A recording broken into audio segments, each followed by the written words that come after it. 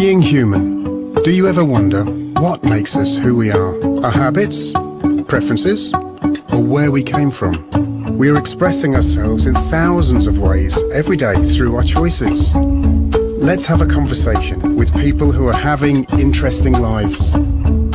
My name is Alun Walker. I'm a doctor of chiropractic and a human being. Hello, welcome to the 11th podcast of Being Human. Today we've got with us a very good friend of mine, Lynsey Watson. She's also a chiropractor. Lynsey's come all the way yesterday down from Edinburgh to come and look at my clinic and to see how we run things there and how we have the flow with our clients, how we deal with them from when they arrive to when they leave. She runs her own business up in Edinburgh, actually just to the north of Edinburgh. On the other side of the estuary, and the place is called... It's Burnt Island. Burnt Island. Everyone's heard of it. They won't need to look at it any further. Of course it's Burnt Island. Burnt Island is not an island, but it's actually on the coast of Scotland, on the western edge, just north of... Which is the estuary there? Well, it's East Coast. The East Coast? Yes. Not West Coast. That's right. Fife. It's the East Coast. Fife. Yep. And if you were to drive there from Edinburgh following the coast, it would take you how long? 40 minutes max. Yeah, so not far away. Not far, no. And how many people live there? In Burnt Island, don't know, thousands maybe? Not that many. 8. No, 1. There's not that many, it's a town. There's only 1,000 people. Probably, yeah. Wow, I didn't realise that. I thought No, it was something like about 8,000 people No. was in the town. Right. No, there's only 1 million in Edinburgh, so we're quite spread out across Scotland. Brilliant. Well, welcome to the podcast. A few things I wanted to ask you really, and that's coming down to fly down yesterday and come and see us and see what we do at Daventry. It was the main reason why you're here. What you were looking to get out of the visit for your own business, what you're looking to do in the future. But before we get into that, I was going to ask you a few things about your family life. You were obviously born and bred in Scotland. Yeah. What do you want to ask? Ask away. Okay. So your parents both Scottish? Yes. For the most of it, yeah. So my heritage goes back pretty much at least 80% Scottish and Irish. There's something else in there, not quite sure. Anybody, Spanish. Yeah, anybody who sees me, I don't look like a typical Scot, so there's definitely something lurking in the background. But as far as we know, Chinese? Yeah, I don't know. Could be. Right. So it's coming from your father's side, do you think? Which side is the most... So yeah, probably from my dad's side. As I say, we've done a bit of family history digging, not too much, but yeah, we were probably there. But like everybody in the UK, we're a good mix of everything. There's always something else going on. But yeah, as I say, for most of it, I'm Scottish anyway. I was born in Scotland, lived there most of my life. I have been in and out of England, in different places as well, but I always go back to the homeland at some point. So as a lot of Scots do, they get the calling. Which is your favourite place in Scotland? Probably Ardnamurchan. Sorry, where? Yeah, Ardnamurchan is a tiny wee place. I've got friends living there. It's the most westerly point of Scotland. So, okay. Yeah, it's tiny. The top corner. Yeah, not west. Top west corner, or not even that far up. So west. You heard of Oban? Yeah. Keep going. It's further up. God, it's way out the way. Yeah, it's just still, silent. You go, you can breathe. There's a different kind of air because it's not city air. It's nice. Well, I've got some friends that actually did a podcast with me not so long ago, and they this year they said they went up to look at some houses up on the north-western coast of Scotland, off an island. So they went to an island, ferry to an island, and had to go to another island. And the estate agents, all the information they were sent was of this nice property. It needed to be totally ripped out inside, but the roof and the walls were fine. And then when they arrived there, half the roof was gone, and part of the walls was missing. The people had actually taken away the stone, and it was. So that was a bit of a journey wasted. So that's what your impression is called. That's my impression of the western part of Scotland. That it's like cowboy towns, isn't it? Well, I don't know, a famous plug. Hamza, the wildlife photographer. It was on Strictly. Yeah, that's where he lives. Ardnamurchan. Oh, right. Yeah, so it is really quite rural. You met him? No, I've not met him. Yeah. Rural, a lot of wildlife, a lot of space, a lot of peace if you want that kind of thing. So, Seagulls and crabs. Yeah, seals. Nice, nice. All the stuff. So what sort of work did your father do?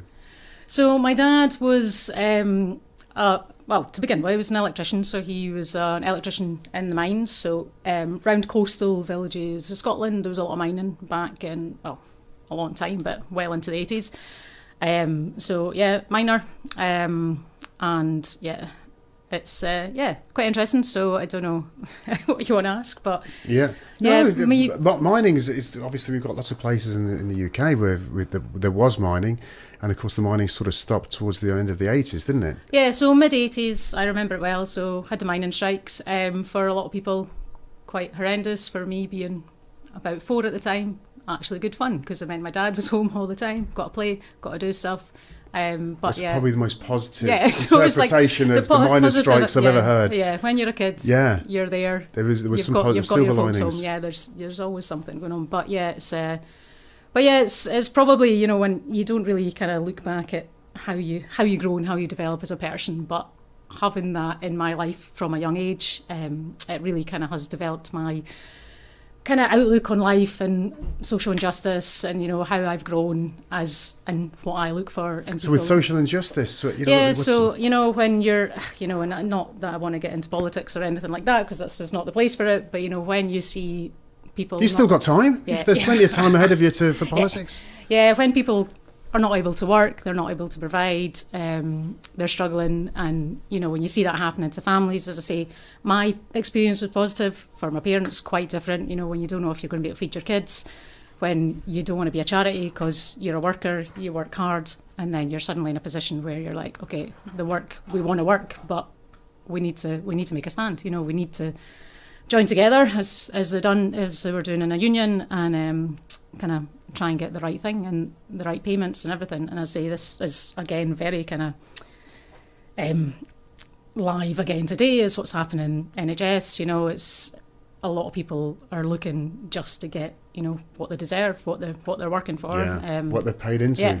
And so, as I say, when you recognise that, and when you're brought up in that world, you do look at the world a bit differently. You know, you recognise when people are not being looked after, or when they're not getting what they deserve, you know, and it's, you know, if you can do something to change that, or if you at least to recognise it and recognise people's struggles, you know, I think it's a kind of builds your character a bit, I suppose. So well, you've done lots of things, haven't you, with your different professions, and you're probably one of the few people I know who's got I think of you, and you get annoyed with it, but the 3 degrees, because you haven't just got the... It's because I think they're a band, Yeah, they're sort of, you know, your first degree was in... So I did economics, not known, this is my fun fact, but... How fun is it? The father of economics is Adam Smith, born in the same place as I'm from, so I'm kind of like, that should have been a thing. So, so I did economics purely... What's this guy's name? Adam Smith. Adam Smith, okay, yeah. So, purely not by accident. You know, it was one of those ones when you're trying to find out what you're interested in. Went up to university in Aberdeen, did accounts and economics. Hate to say it, found economics quite easy, so I decided to specialise in that. I know a lot of people don't. Try and help out the politicians. They could probably do with a bit of help. Yeah, I know, but you know, I'm not the Chancellor of the Exchequer. I didn't go that line, as we know, because we do know each other from a different career. Yeah. But it was quite interesting. It was an interesting thing to do. Did that, obviously did my master's up in Aberdeen, went to art college for a little bit as well, you know, I've done a bit of that. I don't know, Did you get a degree at art college? I didn't, yeah. No, okay. Just add that to it, it wouldn't surprise me. I did get a couple of years. But yeah, it's one of those ones, you know, you don't want to pigeonhole yourself, especially at a young age. We've all got a lot going on, try a bit of stuff, a bit of experience, build up your life experience until you land on what it is that you're interested in. So that was your first degree, yeah. And then before I ask you about your second degree, anyone else in your family that's, you know, obviously quite smart, finds it very easy to get through the... So, my brother... university systems. So sibling rivalry is quite big in our family. So my brother is dual qualified barrister advocate, so he works up in Scotland. Did work down in London for a while as well when he did his barrister training. So, you know, academia, barrister, right, academia has always been a thing for us in the family. You know, well, again, my dad we're from a working class background. You know, it's not like we've been doing it forever, but when you look at your children and moving forward, you know, everybody wants the best for them. So it's like, you know, education, we do this and they provided so that we could have that experience. I've taken it overboard, as you know, because I will now be in education for the rest of my life because I love to learn. So it's a bug. I've got this thing with yourself that this is all down to the weather being so atrocious in Scotland that you've just people spend their time inside and reading books. It's not, it's not just you, Alan. If you look back in history, a lot of the best inventors in the world, the best writers, come from Scotland because it is pretty miserable. So what else is there to do? You know?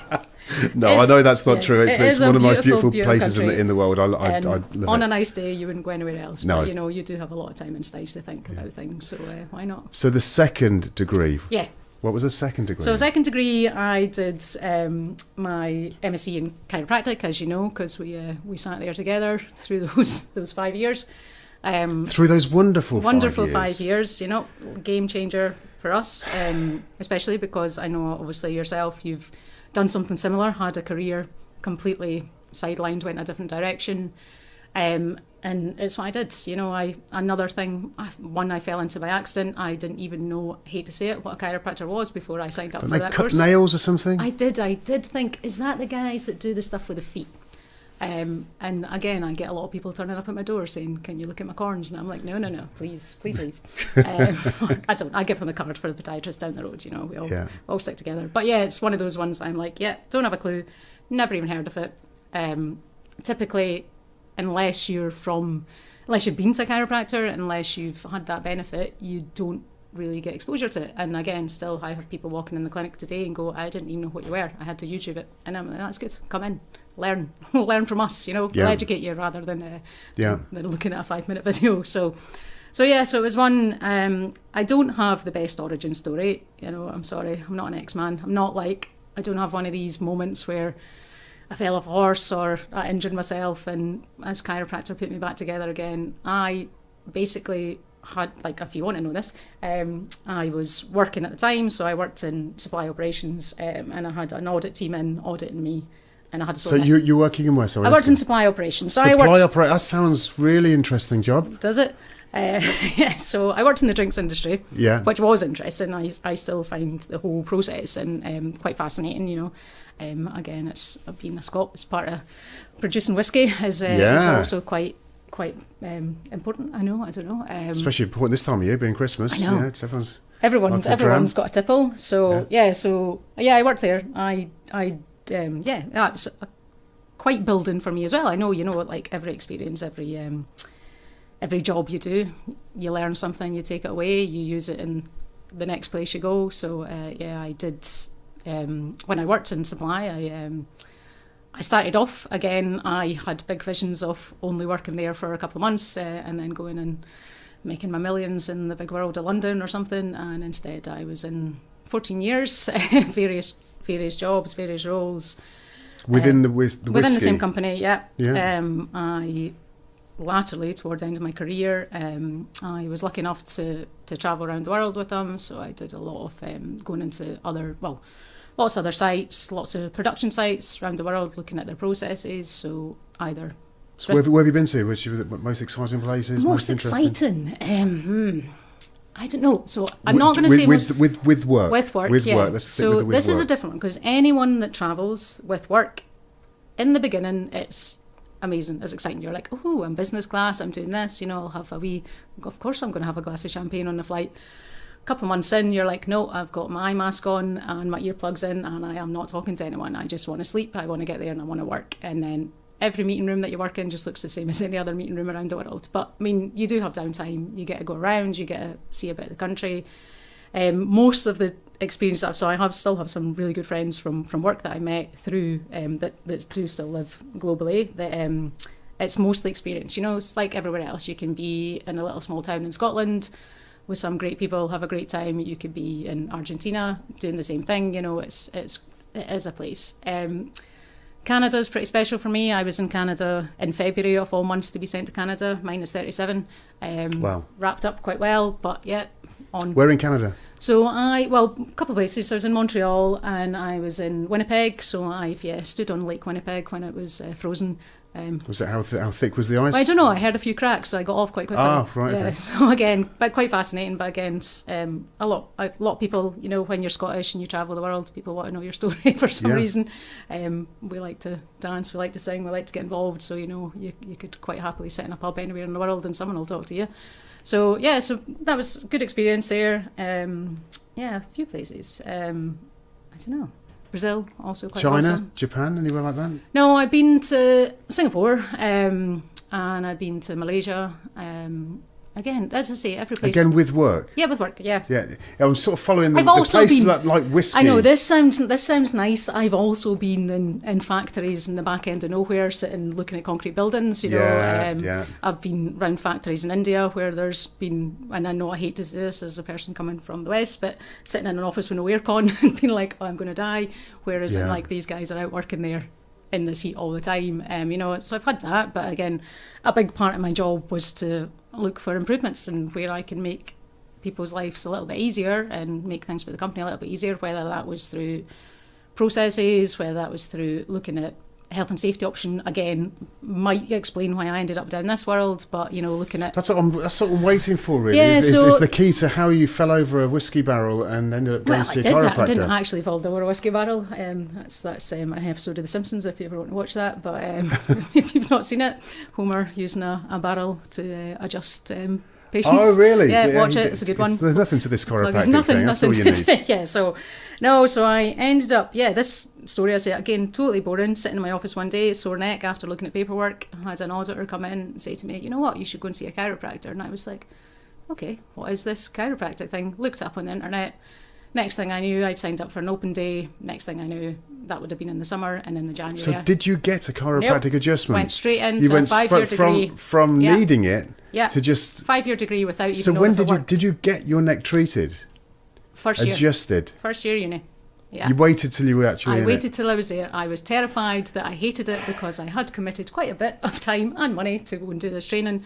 And I was like, what if I don't get this? What if it doesn't work for me? Or what if the other side... It's quite a big jump. It's a big jump. Most people would have the treatment. They would have, or an adjustment. They would have a visit to see a chiropractor. My origin story is rubbish. Even having a conversation. No, it's not. It's actually really interesting. Very interesting, the fact that you've gone from seeing something, heard about it, and it's opened your mind up to such a level that you've gone, wow, that's really... So it obviously must have made sense to you. It pulled me. So again, as I say, I would never have said this is a calling, this is something. I looked at the course. I'm like, oh, I get to learn a bit of pharmacology, physiology. I get to do all this stuff that's quite medical, and I can also come out with a practical skill at the end of it that is useful. So I was like, why not study it? How many things do I study a lot, Alan, but how many things do I study that I actually come out and can use? At the end of it. So it was that for me, and I'm like, yeah, I'm into this. It was a walk in the park. Absolutely dead easy for you to do. I was terrified I was going to hate it, but but you did it. You enjoyed it. Yeah, I'm this far down. Passed every exam. Yeah, it's very different to some of my experiences, but you came out the other side, and what you just started your own business straight away? Did you? So I still worked because. At the time, so you worked all the way through? Yeah, I worked. And a master's degree and carried on working, travelling the world with the whiskey thing. And I did a lot of jumping off planes and jumping into clinic and then jumping back on the plane again on a Monday morning. So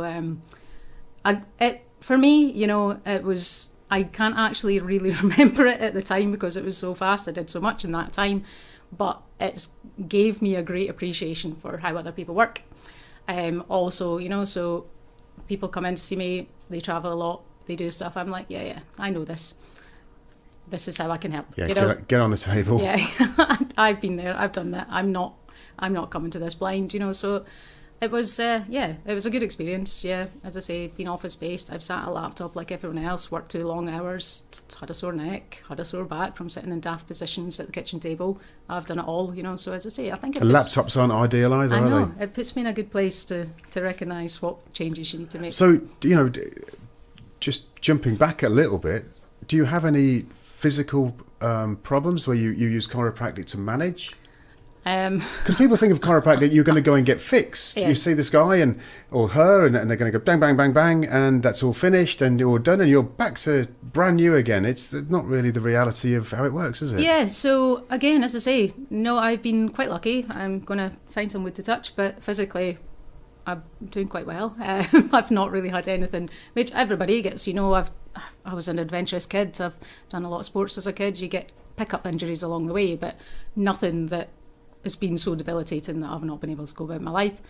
I do, obviously I'm a chiropractor, I do get chiropractic, and I find that for me, even those little things or little changes, the niggles, make a big difference to then how you feel in yourself, how your body works, how you sleep, and all this kind of stuff makes for a better experience in life. If you feel better about what you're doing, then you're going to tackle things differently. You're not going to sit in misery, and that's coming from a Scot. Sorry, we could be quite miserable. Yeah, but I think that's the way. How you've explained it, how we enjoy each second of our life, or how we endure each second of our life. And if people are living with pain, then they are enduring every second of their day, and then at the end of it, one day they're going to die. After enduring all of that, it's like, and if they're Christian, they can look forward to either heaven or hell. So for me, it's like never ends. For me, it's like, well, fingers crossed then everyone's going to go to heaven, but why not get yourself sorted? Yeah. If you've got these problems, go and see someone with any physical therapy or sports massage. People say to me, will that actually fix me? I say, well, it's not going to fix you. It's not designed that way. I have to explain to them it's for helping the lymphatic system, moving the toxins out of the body. But there's lots of other physical therapies as well. There's osteopathy, and we've got sports therapists, etc., etc. All of this is good. But the reason why I chose chiropractic is because I've had all of those things. And chiropractic was the one that actually has managed my problems from a very damaged disc in my lumbar vertebrae, so my lowest disc. You know it very well, Lynsey. L5S1 is the disc, is the space in between the vertebrae that I'm looking at, which was I herniated that disc and caused me a lot of problems from the age of 20. So I've been managed with chiropractic for 35 years now. And how did you find your first chiropractor? I was told about it by a friend of the family. They said, well, why don't you go for chiropractic? And I said, well, I'm going to see my doctor first, because I was all, the same as everybody else. So I'll see what the doctor says. Yeah, I'll see my doctor, see what he says, because as far as I was concerned, a GP was a specialist in everything to do with the human body. And that person would be able to tell me specifically what was wrong and how to fix it, because they knew everything. But of course, that's not realistic. And how can anyone know everything about the human body? We're still learning about it today anyway. And how can everyone know everything about the human body and not be able to repair you? So I went to see the doctor, and he didn't repair me. He gave me painkillers. And I was thinking, well, that isn't, even at 20 years old, I was thinking, he's not even trying to repair these problems. He explained what's happened to me, why the disc had gone, carrying too much heavy weight, and the work I was doing at the time was a very heavy work. And I actually herniated my disc carrying something heavy up a ladder. So I was very lucky that I got away with that one with just a herniated disc. So he wasn't able to help me. So when I went back to my family members and they said, I asked them about this chiropractor, and they said, it was a lady in Burton Latimer, which is Northamptonshire.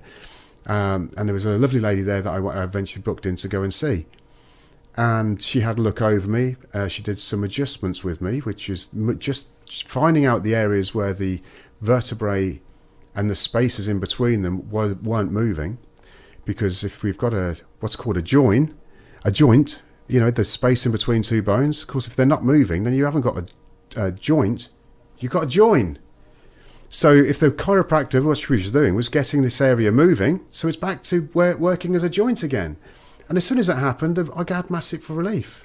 And that's what our adjustments are, isn't it? After all, we're actually finding areas that aren't moving and then helping them move again.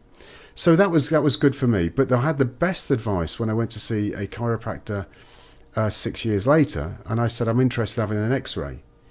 And he X-rayed my back, and the specific area that I was looking at, where I'd had the most amount of problems, and that herniated disc, and it was obvious that it had been herniated for the last, at the time, 7 years.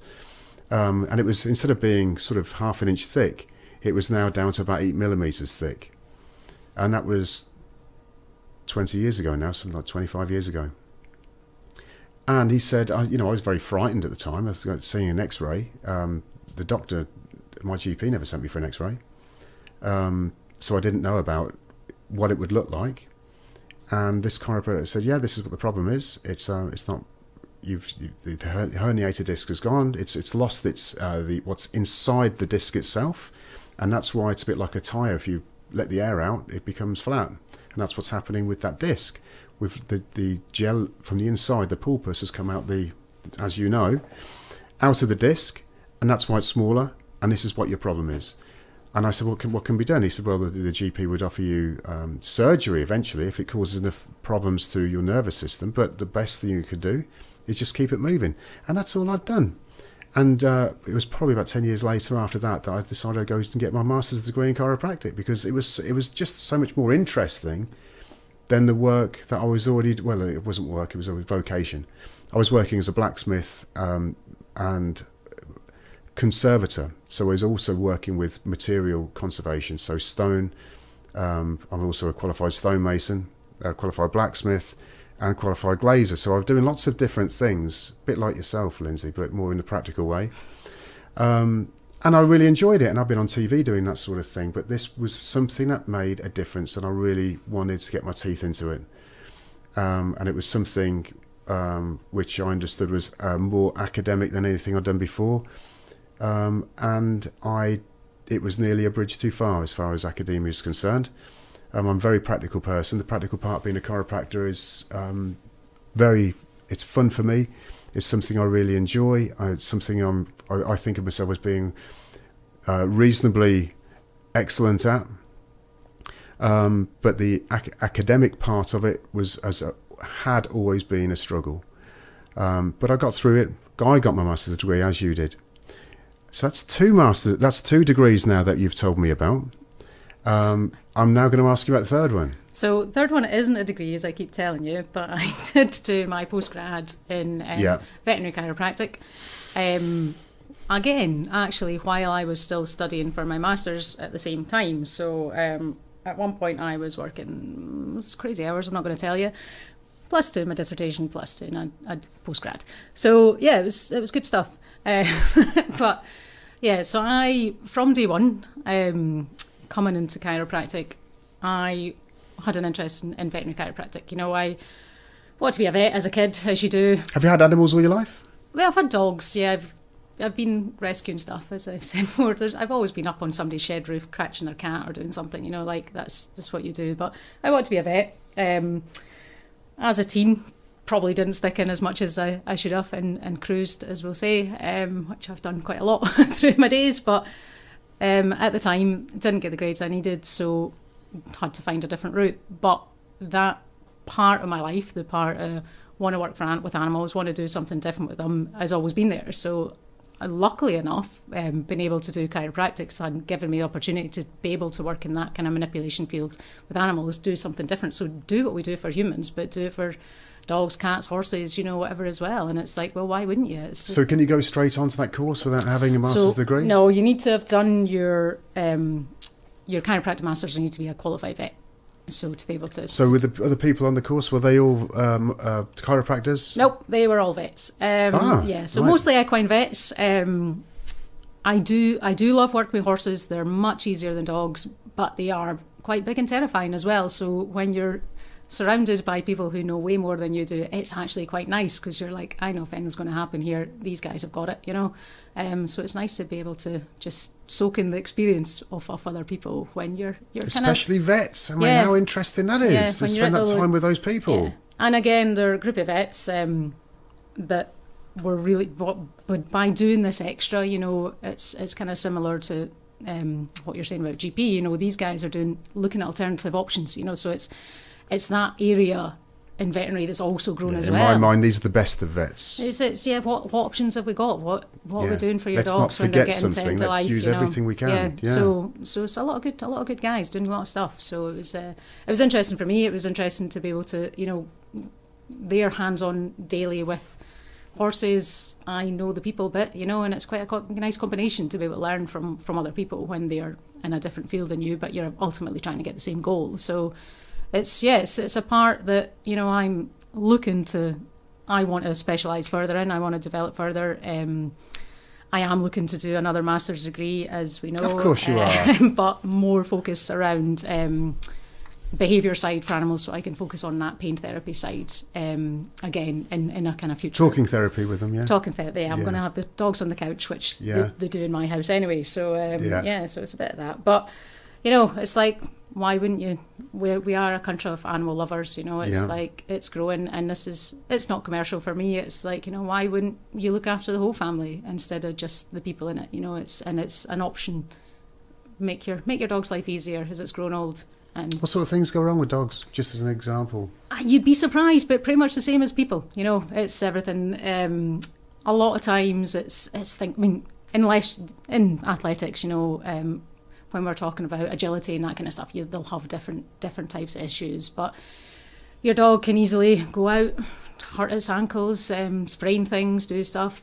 A lot of arthritis, a lot of hip arthritis, a lot of stuff that we don't really recognise when we've got pups and we're... when you stop the dog in the street and ask them, do you say, oh, I've noticed that you do? They go, oh, no, I'm all right, and I'm like, fine. What's happening with that back hip there? You want me to have a wee look at that? Yeah, that's exactly what I do. The normal things, So it's the same. I know dogs tend to get arthritic as they get older, and as I say, what we can do in chiropractic and some of the other animal therapies as well, is we can offer them a bit of an easier time of it, while they're in their golden years, which come have too you been quickly. Bitten?